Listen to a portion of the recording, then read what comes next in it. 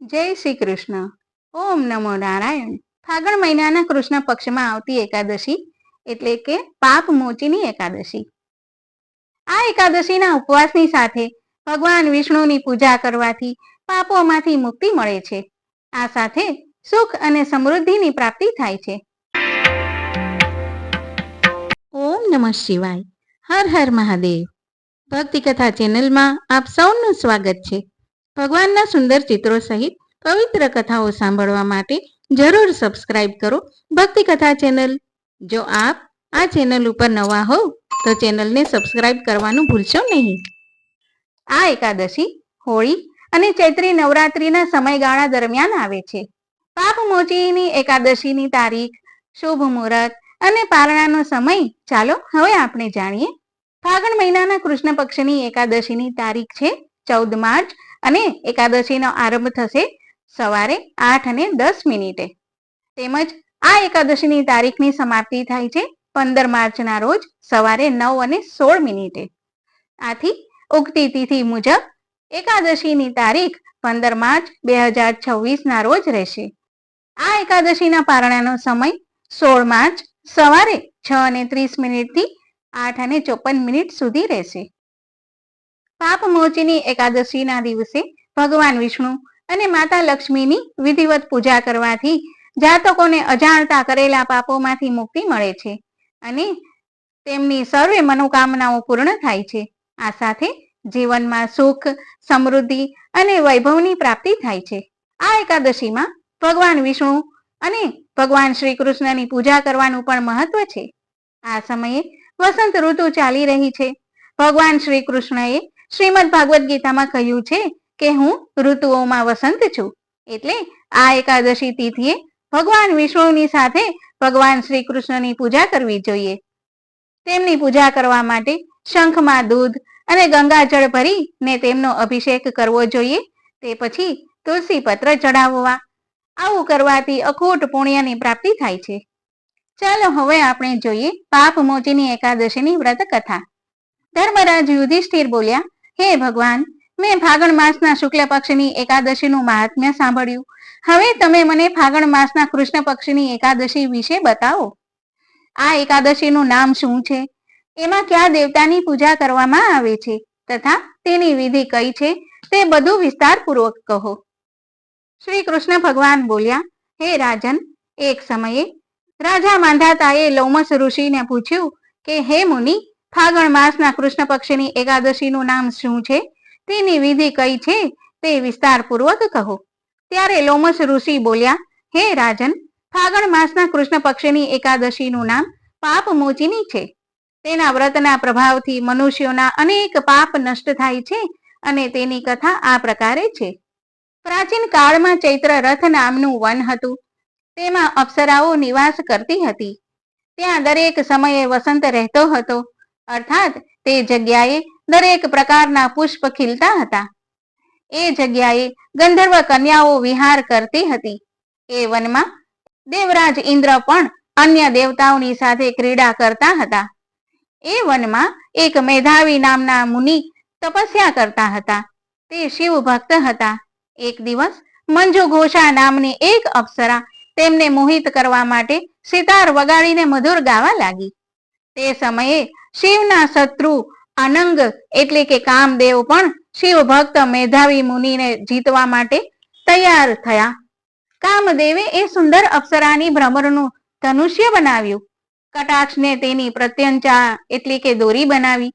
આ રીતે કામદેવ પોતાના શત્રુ શિવ ભક્તને જીતવા તૈયાર થયા. એ સમયે મેધાવી મુનિ પણ યુવા અને હૃષ્ટપૃષ્ટ હતા. તેમણે યજ્ઞો પવિત્ર તથા દંડ ધારણ કર્યા હતા. તે બીજા કામદેવ જેવા લાગતા હતા.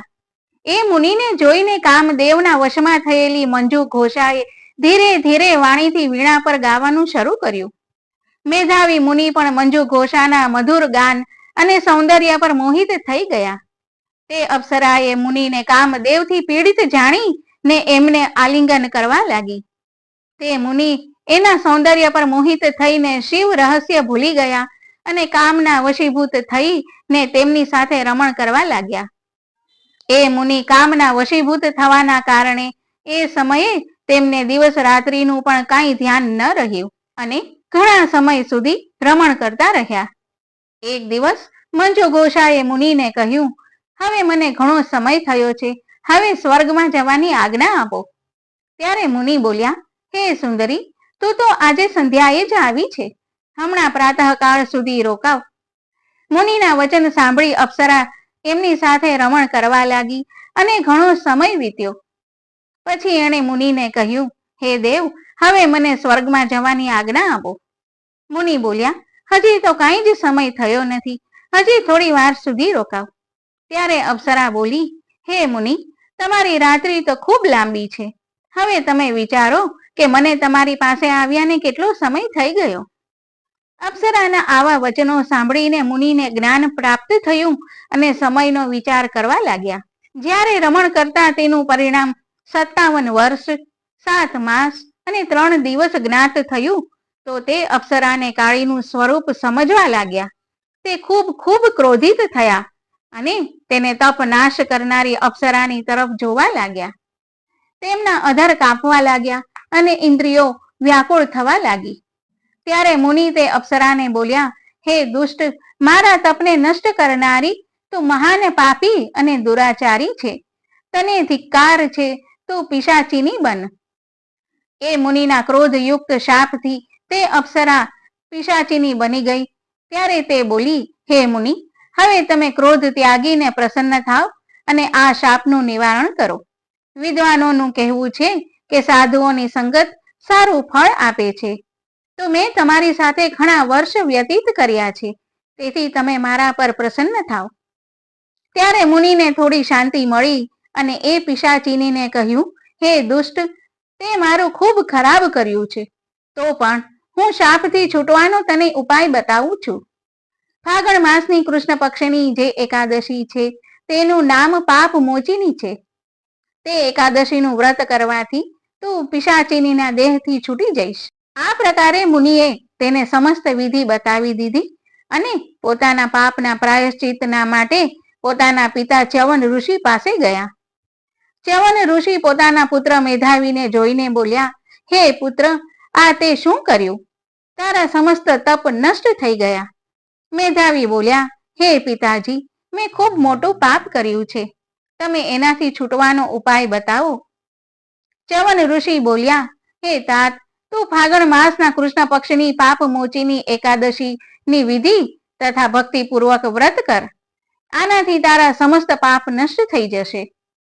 પિતાના વચન સાંભળીને મેધાવી ઋષિએ પાપ મોચીની એકાદશીનો વિધિપૂર્વક ઉપવાસ કર્યો અને તેના પ્રભાવથી તેમના સમસ્ત પાપ નષ્ટ થઈ ગયા.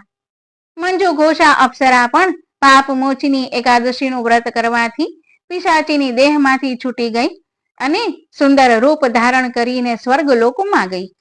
ઓમ નમો નારાયણ.